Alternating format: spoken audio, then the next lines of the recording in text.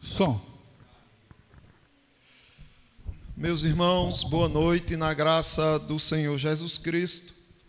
Nós ficamos de estudar hoje sobre os galardões. Apesar do assunto ser a desgraça que o pecado trouxe ao mundo, demos uma pausa para entender também a bênção que Cristo trouxe aos eleitos. Além de salvá-los, ainda enche-os de recompensas, enche-os de galardões. A questão é o seguinte: o que são estes galardões? Nós vimos como obtê-los. Como é que se obtém os galardões? Nos estudos anteriores, nós falamos muito sobre isso.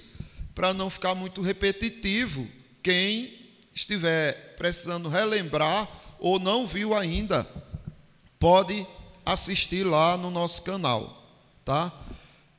Porém, o que são esses galardões? Como é que nós podemos descobrir, ou pelo menos ter alguma pista do que são esses galardões? Porque você vai para Apocalipse, aí você começa a ver, o vencedor eu darei uma pedrinha branca, escrito um nome e tal. Como assim? Vamos ter um monte de pedrinhas lá? O que é que vai ser isso? Não é o que teremos quando estivermos vencido tudo, quando recebermos a coroa da vida, quando estivermos com Cristo? Quais são estes galardões? Antes, precisamos entender uma coisa. Veja, eu vou contar um segredo que precisa ser espalhado pelos 4 cantos da terra. Então não é bem um segredo, né? Na verdade, vocês precisam entender isso, fazer com que isso faça parte da realidade de vocês eternamente. Inclusive, fiscalizem o pastor de vocês e o conselho de vocês quando pregarem aqui.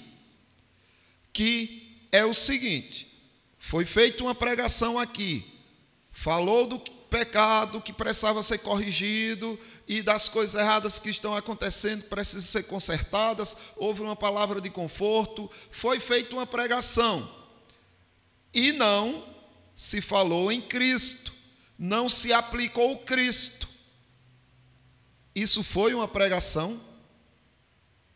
Não, isso foi uma aula de moral, de decência, de um monte de coisa, menos uma pregação cristã. Toda pregação precisa ter Cristo como centro, como foco. Ou senão, ela é qualquer lição de moral, qualquer coisa aí, menos uma pregação. Como já diziam alguns pregadores fiéis à palavra, se o sermão que você prega não incomodar um judeu, ou vamos colocar também para os nossos dias, não incomodar um testemunho de Jeová, então não foi um sermão que você pregou. Porque o que você precisa é anunciar Cristo. Jesus Cristo é o centro da palavra, Ele é o centro da nossa vida, Ele é o centro da história, Ele é o centro da criação. Jesus Cristo tem que ser anunciado. Então, olhando por esse ângulo, se você quiser entender o que são os galardões, você precisa entender a obra de Cristo e as recompensas que Ele adquiriu, certo? Quais foram os galardões, ou qual foi o galardão de Cristo por Ele ter cumprido o que o Pai determinou? Descubra o que Ele ganhou com isso e você começará a entender o que são os galardões que você terá no lar celestial, tá? Para entender o que são os galardões, precisamos recorrer à conquista do Senhor Jesus e o galardão que Ele recebeu. Não está aí não, né? Foi bom você ter avisado, Altamiro. Precisamos entender o que Jesus Cristo ganhou com a conquista que ele obteve, tá? Foram várias coisas. A principal é a satisfação de fazer o que o Pai ordenou. Então, olha, qual é a tua maior recompensa por você lutar tanto aqui? Agradar o meu Senhor Jesus Cristo. Eita, que recompensa maravilhosa, quando a gente faz o que precisa ser feito, depois olha e percebe que o Senhor se agradou do nosso serviço, que Ele, não homens, mas Ele se agradou. Não existe recompensa melhor do que essa, que é o que aconteceu com o próprio Cristo, né? Qual era essa alegria que Cristo desejou, a ponto de sofrer em troca de tê-la? Por exemplo, veja o que diz Isaías, capítulo 53, o versículo 10. Deixa eu ver só uma coisa aqui. Eu quero antes recorrer a essa passagem aqui de Hebreus. Vamos primeiro para Hebreus, depois a gente vai para os textos anteriores. A Epístola aos Hebreus, capítulo 12, do versículo 2, diz assim: o que precisamos fazer? Olhando firmemente para o autor e consumador da fé. Então, Jesus é quem criou a fé e Ele é quem consumou. Ele fez com que a fé se fizesse real no seu coração. O qual, em troca da alegria que lhe estava proposta, veja bem, suportou a cruz, não fazendo caso da ignomínia. Então, Jesus Cristo olhou para a alegria que estava proposta diante dele, caso ele suportasse a cruz, e ele disse: em troca dessa alegria, eu suporto a cruz. E que alegria é essa? Aí nós vamos começar a entender. Por exemplo, no livro de Isaías, capítulo 53, do versículo 10, que diz assim: todavia ao Senhor agradou moê-lo, a Yahvé, ao Pai, agradou moer Jesus, fazendo-o enfermar, quando der ele a sua alma como oferta pelo pecado. Aí veja, quando Jesus Cristo der a alma dele como oferta pelos seus pecados, o que é que vai acontecer? Verá a sua posteridade e prolongará os seus dias. Quem é a posteridade de Cristo? A igreja, vocês. Então Jesus Cristo, quando veio cumprir o que precisava cumprir, ele olhou para vocês e viu a preciosidade que há devido ao amor do Pai em vocês, nos eleitos, no povo do Pai. Então ele viu a sua posteridade e ficou satisfeito. Observe, e prolongará os seus dias, e a vontade do Senhor prosperará nas suas mãos. Aí entra aqui também o prazer de sentir que está fazendo aquilo que agrada a Deus, que é o que Carlão comentou no momento da oração. Olha, espera aí, às vezes a gente pede uma coisa a Deus e Deus não dá. É para a gente ficar mais ansioso, é para achar que não devemos acreditar que Deus quer o nosso bem? Não, é simplesmente entender, hoje essa é a vontade de Deus, que eu não esteja bem, daqui a pouco pode ser que Ele mude, mas a minha alegria está em saber que Ele está cumprindo a sua vontade, em saber que eu também estou satisfeito com a vontade dEle, porque Ele diz isso, né? E a vontade do Senhor prosperará nas suas mãos, ou seja, a vontade do Pai vai prosperar nas mãos de Cristo, e era para isso que Cristo estava olhando, para o que Ele veria após toda a sua luta, e para o fato de saber que estava fazendo a vontade do Pai. Veja o versículo 11. Ele verá o fruto do penoso trabalho de sua alma. E qual vai ser o sentimento, qual vai ser a sensação?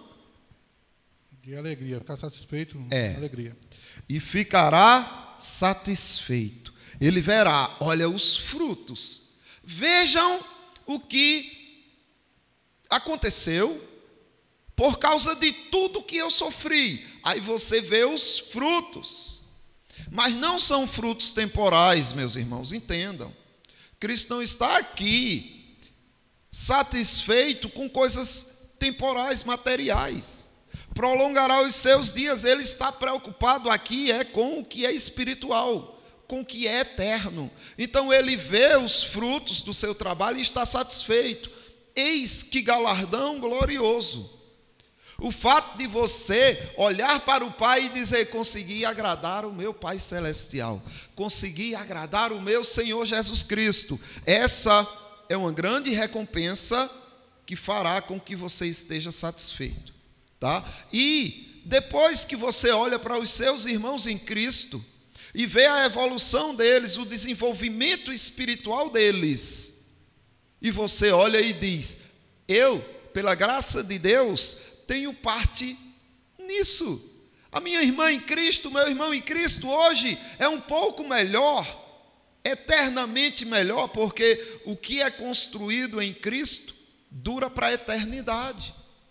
Lembra dos estudos anteriores?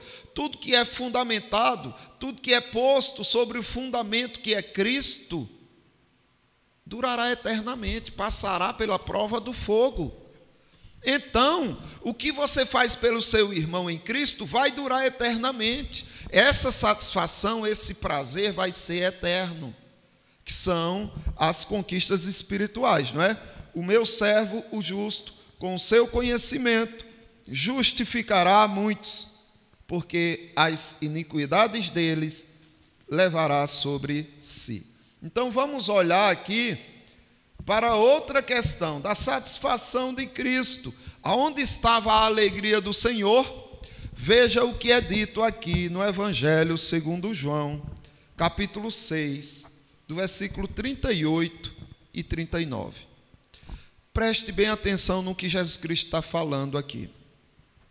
Porque eu desci do céu, não para fazer a minha vontade, e sim a vontade daquele que me enviou. E a vontade de quem me enviou é esta: que nenhum eu perca, de todos os que me deu. Pelo contrário, eu o ressuscitarei no último dia. Então, o que João está fazendo aqui, o que Jesus está fazendo aqui, João relatando, é citando o que Deus citou lá em Isaías. Ele vai fazer a vontade do Pai prosperar nos eleitos que o Pai confiou a ele. E ele está garantindo que fará essa vontade e nenhum ele vai perder, nenhum sequer, de todos. De todos quem? De toda a humanidade é? E por que não é de toda a humanidade? E por que não é de toda a humanidade? Poderia sim ser, se assim fosse a vontade dele. Mas por que aqui você não pode aplicar dizendo que, e a vontade que me enviou de quem me enviou é essa, que nenhum eu perco de todos os que me deu? Por que não pode dizer que foi a humanidade toda dada a Jesus? Porque a intenção é que muitos vão... Isso, pronto. Não irão todos para o céu. Consequentemente, não foram todos que foram dados a Jesus. Porque se tivessem sido todos, o que ia acontecer com todos? Ia ser salvo. Seriam salvos, porque ele está dizendo que não vai perder nenhum.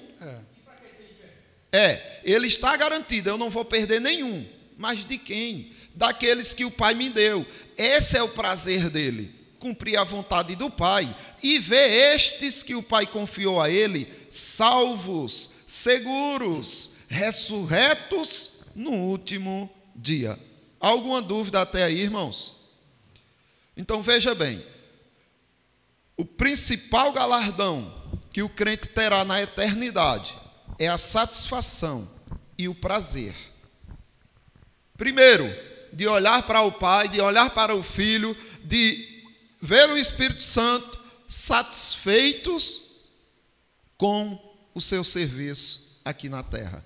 Não existe galardão maior do que esse, certo? Mas o que mais podemos ver desse ponto, dessa questão? Veja só, olhando firmemente para o autor e consumador da fé, o texto que nós lemos de Hebreus 12, 2. Jesus é o autor e consumador da fé, o qual, em troca da alegria que lhe estava proposta, suportou a cruz, não fazendo caso da ignomínia, e está assentado à destra do trono de Deus. Aqui nós temos mais uma pista grandiosa. Então, aqui a gente está falando do Jesus homem, viu? Do segundo Adão. Não é o Jesus Deus, que sempre existiu como Deus. É o Jesus que se encarnou. O interesse dele era nessas recompensas. Fazer a vontade do Pai, ver o fruto do seu trabalho amadurecido, crescido, precioso, e aqui, assentar ao lado direito do Pai. Só que essa questão desse galardão de assentar-se ao lado direito do Pai, nós veremos em outra ocasião. Por quê? Porque nós iremos ver hoje uma outra questão. Veja, conhecemos pela ordenança da palavra de Deus o que teremos depois de sermos fiéis e seguirmos o exemplo de Cristo. A palavra de Deus diz o seguinte, em Filipenses capítulo 2, o versículo 1. Nesse texto, você vai ver as recompensas que Cristo obteve, algumas delas por ele ter sido fiel, por ele ter cumprido a vontade do Pai aqui.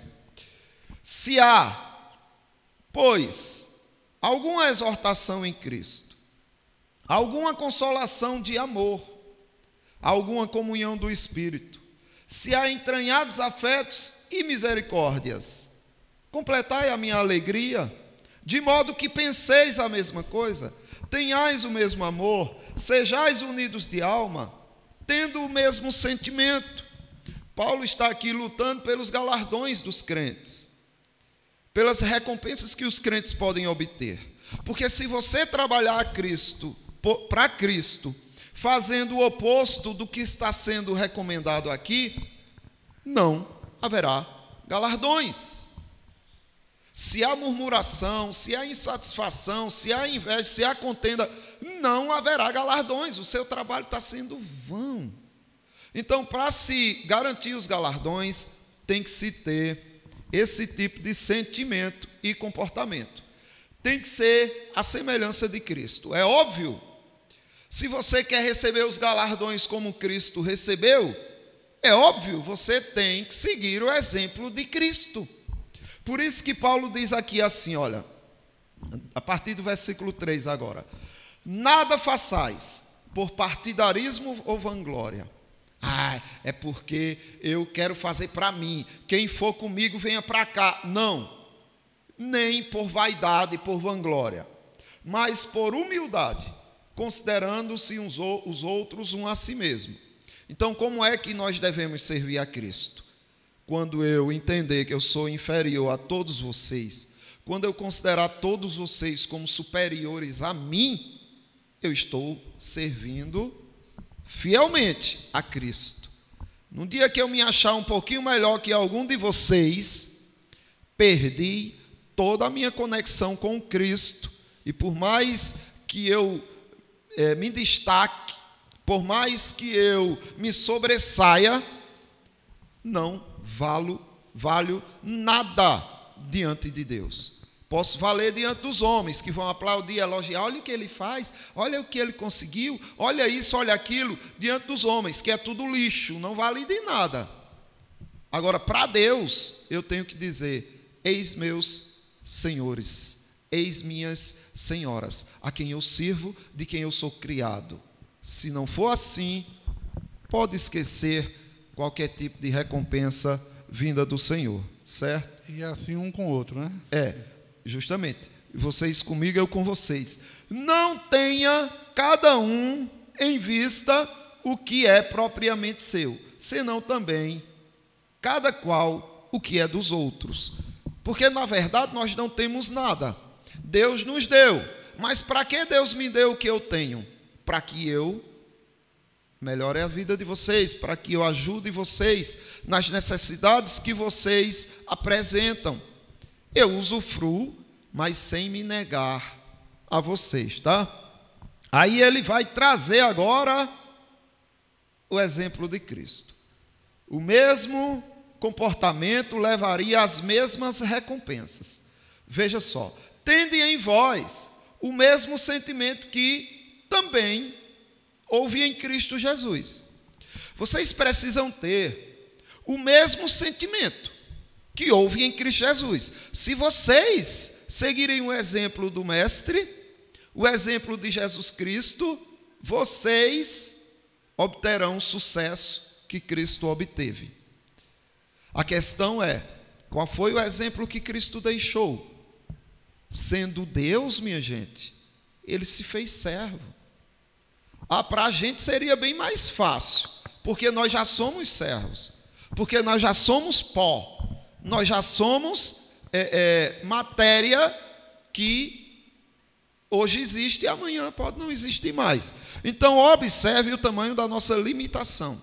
Jesus Cristo, Deus, nós, pecadores. Então, para nós seria muito mais fácil ser humildes, porque nós só iríamos reconhecer quem nós somos, nada. Mas Jesus Cristo, tendo tudo, sendo tudo, se fez nada por nós. Aí, eu não sou nada, realmente, eu não tenho nada porque tudo é de Deus, porém você recebeu. Então, o irmão que tem um carro, ele, nesse sentido, é superior a um irmão que tem uma bicicleta, porque ele tem um carro. Mas se ele se achar superior porque tem um carro e o irmão não tem condição nem de comprar uma gasolina, quanto mais um carro, então ele já perdeu o sentido, não é? Então ele já está se iludindo e se vangloriando de algo que não pertence a ele. Se Jesus Cristo viesse aqui na terra e revelasse a sua glória e falasse de tudo que ele tem e possui com ar de superioridade, seria um pecado da parte dele? Não, porque ele é e tem.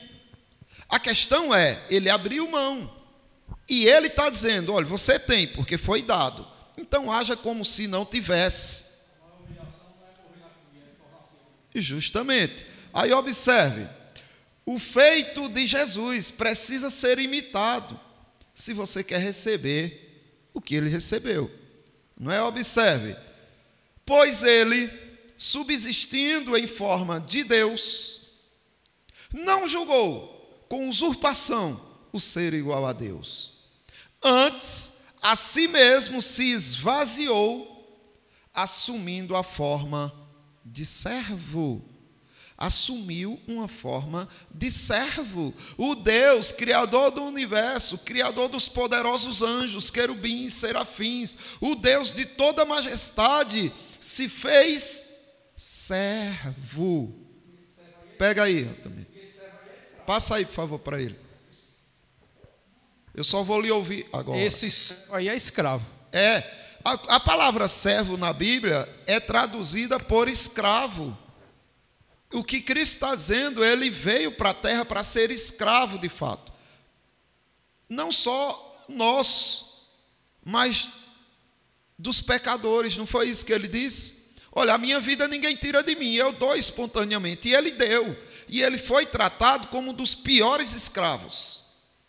Um escravo desobediente, rebelde, que merece chicotada, que merece ser humilhado, que merece e tal e tal. Mas ele era Deus. E se humilhou a este ponto. Antes a si mesmo se esvaziou, assumindo a forma de servo, tornando-se em semelhança de homens e reconhecido em figura humana. Então assim é o nosso Deus. E o que ele ganhou com isso? Hein, irmãos? O que Jesus ganhou com toda essa humilhação, com toda essa fidelidade? Ganhou muita coisa. É aquilo que nós vimos, Deus né? Pai, né, que se alegrou com o que fez, né? Porque tudo aquilo pela glória de Deus. Porque que ele mesmo sendo Deus, mas como ele se esvaziou, né? Aí tudo que ele fazia, ele como na natureza humana, era para a glória de Deus, a glória do Pai, né? E também pelo amor ao seu povo, ao seu povo escolhido, ao seu prazer de ver seu povo, o prazer de ver seu povo salvo, porque com a morte dele, certo, ele ia salvar aquele povo que ele escolheu. E agora, pode falar, presbítero. Completando o que o Carlão falou, como está escrito aqui em João 17, 24, Sim. a alegria de Cristo, que ele diz assim, olha, Pai, a minha vontade é que onde eu estou, estejam também comigo, o que me deste, para que vejam a minha glória que me confiaste, porque me amaste antes da fundação do mundo. O 25, Pai justo, o mundo não te conheceu, eu, porém, te conheci, e também estes compreenderam que tu me enviaste. Essa relação de amor entre Cristo, o Pai, e o povo que o Pai confiou a ele. E logo aqui em Mateus, capítulo 1 de Mateus, no versículo 21, aí fala assim, ela dará à luz um filho, e lhe porás o nome de Jesus, porque ele salvará o seu povo dos pecados deles. Entendeu? Então, esse prazer que Cristo tem. Só que na continuação do texto, irmãos, sempre lembrem-se disso. O texto fala uma coisa, ele complementa, ele vai se expandindo nele mesmo. Dentro do texto que estamos lendo, observe outra recompensa que Cristo obteve pelo fiel trabalho que ele fez diante do Pai. O galardão, veja só, ele diz, a si mesmo se humilhou, tornando-se obediente até a morte e morte de cruz. Então essa obediência foi plena e perfeita, e por causa dessa obediência, Cristo obteve, e pensando nisso, ele fez o que vocês acabaram de citar, de reforçar. Agora veja só, qual foi o galardão também, outro que Cristo recebeu por ter sido obediente até a morte e morte de cruz. Por que Cristo fez isso? Aí Paulo explica, pelo que também Deus o exaltou sobremaneira e deu o nome que está acima de todo o nome. Ora, Jesus Cristo não já tinha esse nome, não? Acima de todo o nome? Não. Ele tinha, é lógico, diante do Pai e diante dos seus eleitos. Mas diante dos homens, ele tinha? Dos ímpios? Ele tinha esse nome que o Pai confirmou, selou? Tinha ou não? Não, porque senão não tinham matado o Rei da Glória. Pelo contrário, cairiam prostrados no chão, temendo e tremendo diante dele. Então o nome de Cristo foi oculto durante um tempo, e quando Cristo venceu a morte, quando ele cumpriu tudo, o Pai disse, tome aqui o nome que está acima de todo o nome, e agora vai ser diferente de tudo que você passou, de tudo que foi feito, de tudo que foi vivido, agora vai ser diferente. Antes pegaram Jesus, levaram para a cruz, judiaram, fizeram os pecadores o que quiseram com ele. É lógico, porque ele se entregou. Agora que ele tem um nome acima de todo o nome, como é que os pecadores vão se comportar diante dele? O texto diz, para que ao nome de Jesus se dobre todo joelho, nos céus e na terra, e debaixo da terra, e toda língua confesse que Jesus Cristo é Senhor, para a glória de Deus Pai. Então observe, a recompensa de Cristo foi receber um glorioso nome, um nome do qual todos temerão. E por causa disso, Jesus Cristo suportou a cruz.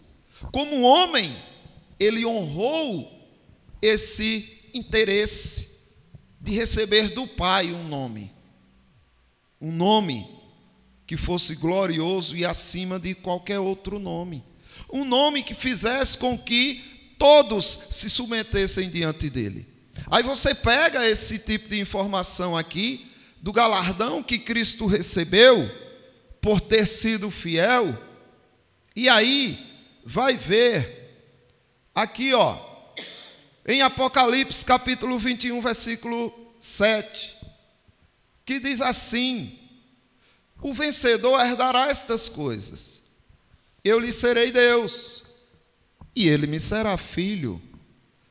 É como se Jesus Cristo estivesse dizendo: olha, porque pensem comigo, você aqui, enquanto luta, é ou não é filho de Deus? Sim. É. E por que então Jesus Cristo disse: só quando você vencer,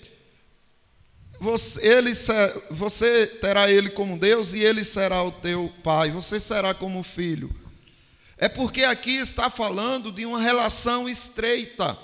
É como se estivesse estreitando. Agora você carrega o nome dele verdadeiramente, puramente, de forma santa e perfeita. Você carregará o nome dele, você terá o nome dele em si, sem nenhuma mancha, com toda a perfeição. Essa relação do nome, olha, você terá um nome que está acima de todo o nome. Esse mesmo galardão que Cristo recebeu, ele vai te dar. Não um nome semelhante ao dele, é óbvio, mas um nome que vai fazer com que você sinta-se honrado por ele. Da mesma forma que ele se sentiu honrado pelo Pai, recebendo o nome que está acima de todo nome, à medida que você receber também um nome específico, particular, você vai ficar maravilhado. Porque veja só o que diz aqui em Apocalipse capítulo 3, versículo 12. Diz assim: ao vencedor falo-ei coluna no santuário do meu Deus. Depois falaremos disso. E daí jamais sairá. Gravarei também sobre ele o quê? O nome do meu Deus. O nome do Pai será gravado sobre você. E o nome de quem mais? Da cidade de Deus. Certo? A nova Jerusalém, que desce do céu, vinda da parte do meu Deus. E o que mais? E o meu novo nome. O meu novo nome. Jesus Cristo tem um novo nome que será gravado em você. Ao vencedor receberá este nome. E aí observe que ele fala 3 vezes. Ele receberá o nome, ele receberá o nome, ele receberá o nome. Então é o nome do Pai, o nome da Santa Jerusalém, da igreja dele, é o nome dele. Observe que você receberá honras através do nome que ele vai marcar em você. Agora, é um nome particular também que você receberá. Agora, esse nome que você receberá, esse galardão, é uma honra só tua e de Deus. É incrível isso. Porque os outros eleitos olharão para você, saberão que você tem esse nome, talvez vão enxergar esse nome, mas não vão saber que nome significa. Mas você sabe que nome significa. E o Pai, o Filho, o Espírito Santo, Deus também sabe o que esse nome significa. Então é algo que ele vai dizer: olha, meu filho, pela tua conquista, pelos teus, por você ter vencido, tome aqui um nome que só eu e você conhece. Então veja só o que diz aqui no livro de Apocalipse, capítulo 2, versículo 17. Quem tem ouvidos, ouça o que o Espírito diz às igrejas. Ao vencedor, dar-lhe-ei do maná escondido. Depois veremos também esse galardão aí.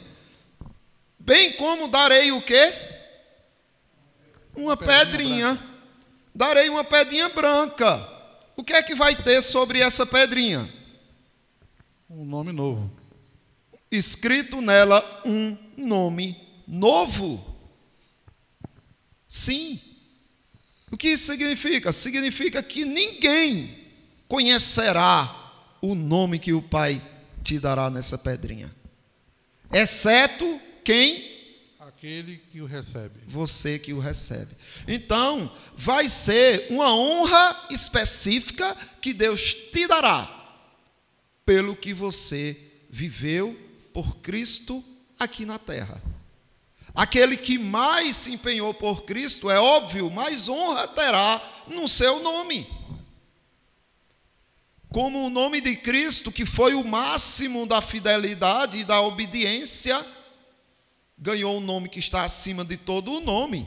Aqueles que mais se empenham pelo Senhor, da forma como o Senhor exige, mais terão honras diante dele. Então observe, um testemunho divino você vai receber. Ao vencedor será assim, vestido de vestiduras brancas, e de modo nenhum lhe apagarei o seu nome do livro da vida. Pelo contrário, confessarei o seu nome diante de meu Pai e diante dos seus anjos. O que você vai receber de galardão é a confissão de Cristo. Eis a minha filha, eis a minha serva Betânia, Eliane, Jéssica, Pesta, eis Jane, eis os meus servos diante de mim, Pai. E ele faz uma belíssima confissão de quem é você, de quem foi você, da sua luta, de sua história, das recompensas que você terá, do prazer que ele tem em você. Me diga, existe galardão maior do que esse, ser reconhecido pelo Pai? Pega aí, dá alguém aí o... Já pensou Jesus Cristo chamar a gente pelo nosso nome? Pelo seu nome, e ainda assim dizer, olha, Betânia, eis aqui um novo nome. Eis aqui um novo nome, Betânia, que eu coloquei. Não foi sua mãe, não foi seu pai, não foi quando você nasceu. Eu escolhi esse nome para você, e você pegar essa pedrinha, ver o nome, saber o que Cristo está dizendo sobre você diante daquele nome que você recebeu. Ninguém mais sabe, mas você sabe, e ele sabe. Então, meus irmãos, recompensa, galardão maior do que esse, né, não existe. Então vamos cá. Só existe uma forma de adquirir os galardões. Quer dizer, aqui é outra questão, não é? Mas a forma nós vimos, que é fazendo como Deus ordena em sua palavra. Porém, Lucas capítulo 12 confirma o texto que nós lemos acima. O versículo 8, Jesus Cristo já disse aqui aos discípulos, não foi nem em Apocalipse, depois que ele subiu e se revelou a João, ele já dizia aqui, dando pistas: digo-vos ainda, todo aquele que me confessar diante dos homens, também o Filho do Homem o confessará diante dos anjos de Deus. Já imaginou aquela multidão de anjos incontáveis, tudo esperando a fala de Cristo, a declaração de Cristo, e Cristo diante de você? Olha para os anjos e diz: eis minha serva, e confessa você diante deles. E todos os anjos olhando assim, você sendo o espetáculo de honra diante de Cristo. E aí ele diz também mais, em Mateus capítulo 10, o versículo 32. Portanto, todo aquele que me confessar diante dos homens, também eu o confessarei diante de meu Pai que está nos céus. Pai, eu confesso a história, quem é, o que fez, as honras que eu tenho para essa irmã essa pessoa, esse cristão, esse crente. Então, são honras que Cristo vai dar diante do Pai e diante de todos os seus anjos. Tá certo, irmãos? Veremos ainda outros aspectos que apontam para os galardões que receberemos pela fidelidade que tivermos aqui com Ele. Porém, eu queria que vocês ficassem com esses. Não é que foram 3 que nós falamos. Alguém pode lembrar aí? O senhor quer falar alguma coisa, presbítero? Pode falar. Interessante que eu acho, irmão, é que a testemunha de Jeová se sente muito prejudicado quando a gente menciona esse capítulo, esse versículo. Quando em Mateus 28, do versos 16 ao 20, em que diz assim, ó, seguiram os 11 discípulos para a Galiléia, para o monte que Jesus lhes designou. E quando viram, adoraram, mas alguns duvidaram. Jesus, aproximando, falou-lhes, dizendo, toda a autoridade me foi dada no céu e na terra.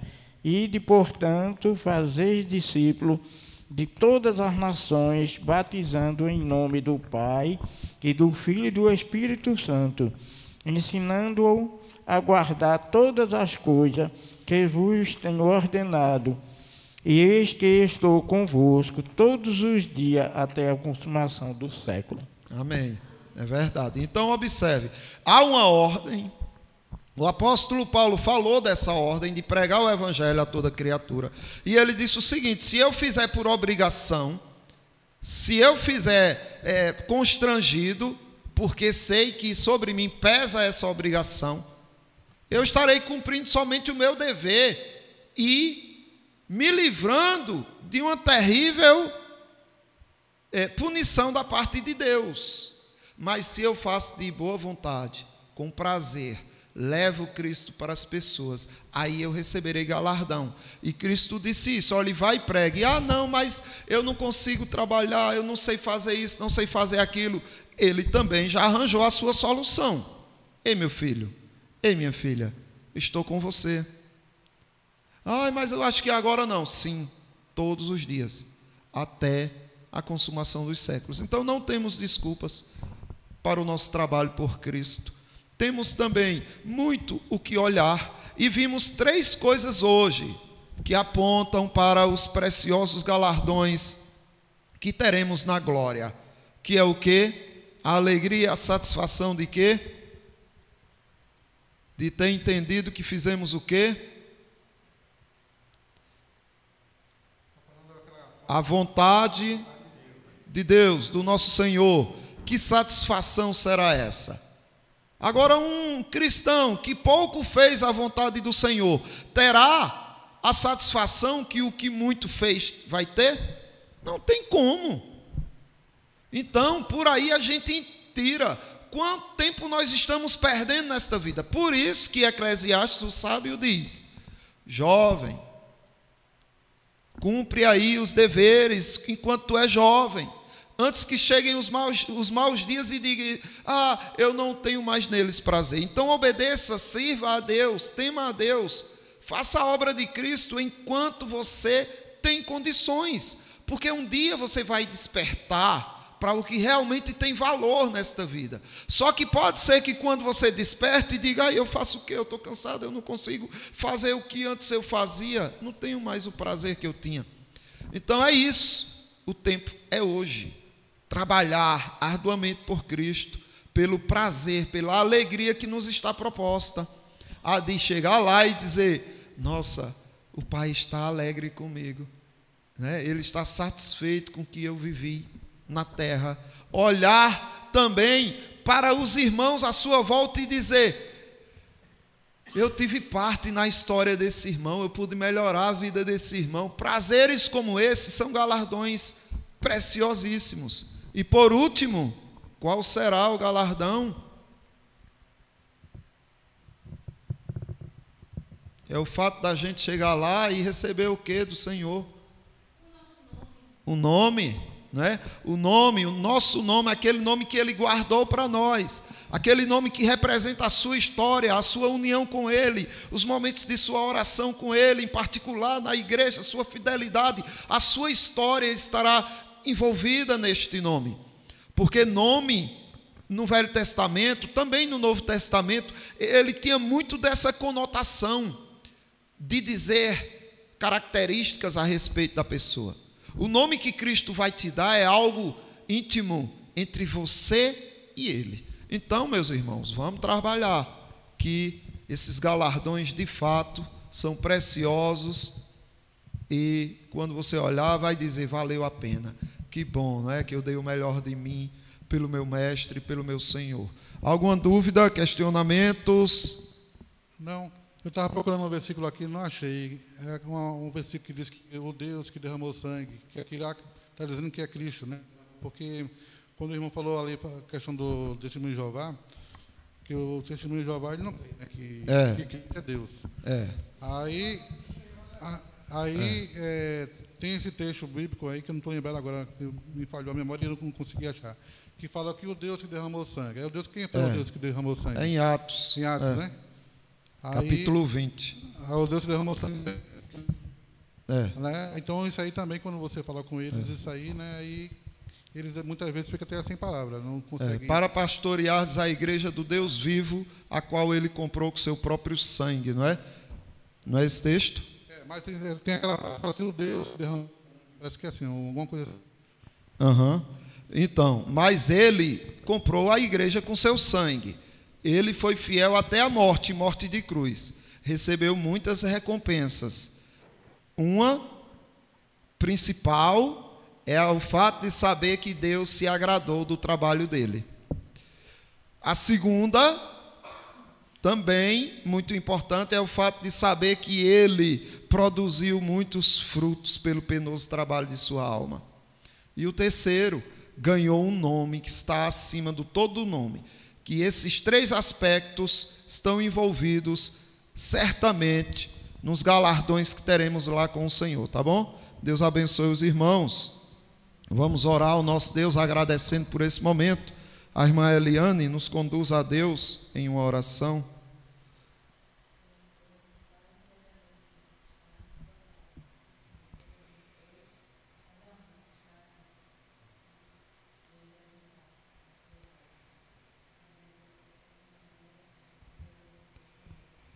Amém, Senhor.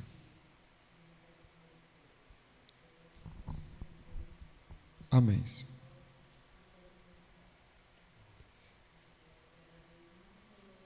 Amém, Senhor.